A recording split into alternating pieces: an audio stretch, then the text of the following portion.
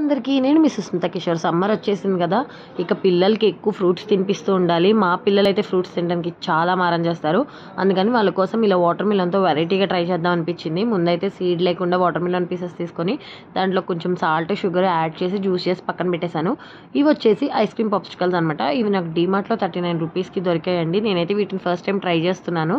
ఎలా ఉంటుందో ఏంటో అనుకున్నాను కానీ ఓపెన్ చేస్తే క్వాలిటీ అయితే చాలా బాగుందండి. నిజంగా చాలా వర్తబుల్ అనిపించింది. పిల్లలు కూడా ఇట్లా ఏదన్నా వెరైటీగా చేస్తే ఇష్టంగా తినడానికి ట్రై చేస్తారు కదా అనిపించి, సో వీటిలో అయితే వాళ్ళ water melon ice cream popsicles చేద్దామని డిసైడ్ అయ్యాను. ఇక ఆ తర్వాత జ్యూస్లో ఉన్న పల్ప్ అంతా తీసి గ్లాస్లోకి జ్యూస్ రెడీ చేసేసి క్లీన్ చేసుకున్న పాప్సికల్స్లోకి ఈ జ్యూస్ని అయితే ఫిల్ చేసేసి చక్కగా వాడిచ్చిన మూతలతో టైట్గా ప్యాక్ చేసి ఒక 5-6 అవర్స్ ఫ్రీజర్లో పెట్టేశానండి. ఆ తర్వాత ఓపెన్ చేస్తే నీట్గా వస్తుంది. సో మ్యాక్సిమం 5-6 అవర్స్ అయితే ఓకే.